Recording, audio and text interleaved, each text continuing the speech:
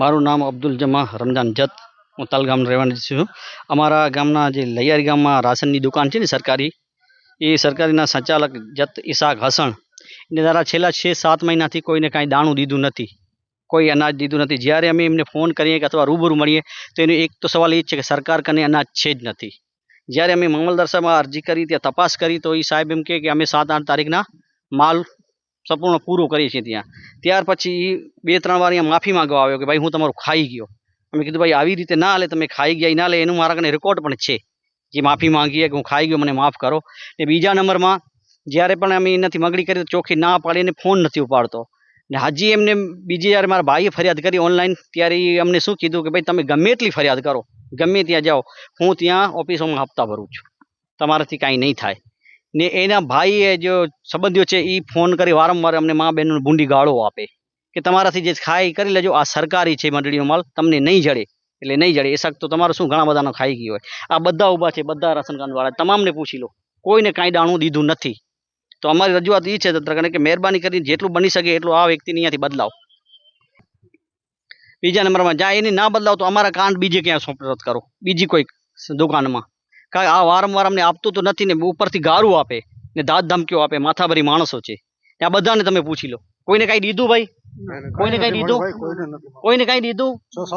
6-7 મહિનાથી કોઈને કાંઈક દાણું દીધું નતું દીધું ને? નમકની થેલી નથી દીધી. હાલો, બીજું તો બધું. કોઈને નમકની થેલી દીધી સરકારી તરફથી? એસાકભાઈ દીધું કોઈને? તો બસ આ રજૂઆત છે અમારી. અંગૂઠાય નથી, લેવાય નથી આવતો. જ્યારે અમે અરજી કરી ને ત્યારે એવું જ કે એ લોકો આવતા નથી. હવે જો ભાઈ અમે આટલું બધું પત્રકારને બોલાવ્યો ને અમે ભુજ સુધી અરજીઓ કરવા ગયા તો અમે બાજુમાં કેમ અંગૂઠું કરવા ના જઈએ, ફિગર લેવા ના જઈએ? આ બધું ખોટું જ બોલે.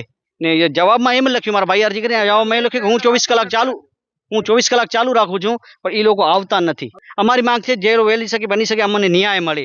અમારા 6-7 મહિનાનું જે ખાઈ ગયું માલ એ અમને જડે ને આ વ્યક્તિને બદલાવવામાં આવે. 2026-27 એડમિશન ચાલુ છે. ઓછા અભ્યાસે ઝડપી નોકરી મેળવવાની સુવર્ણ તક. સતત 9 વર્ષથી નંબર 1 સંસ્થા. અનેક વિદ્યાર્થીઓ સરકારી નોકરી મેળવી ચૂક્યા છે. ફાયર સેફટી કોર્સની થિયરી અને પ્રેક્ટિકલ તાલીમ સચોટ રીતે આપતી એકેડમી એટલે Gujarat industrial fire and safety academy. પ્રવેશ લાયકાત ધોરણ 10 થી 12 પાસ. આપ સૌ વાલીઓ અને વિદ્યાર્થીઓના સહકારથી સતત નંબર 1 રહેલી સંસ્થા 8 વર્ષ પૂર્ણ કરી 9મા વર્ષમાં મંગલ પ્રવેશ કરે છે. ભવિષ્યના ઘડતર અને સારી નોકરી મેળવવા આજે જ સંપર્ક કરો Gujarat industrial fire and safety academy, બીજા માળે રાષ્ટ્રભાષા ભવન, બસ પોર્ટની સામે, ભુજ, કચ્છ. સંપર્ક 9737296001 8155030882.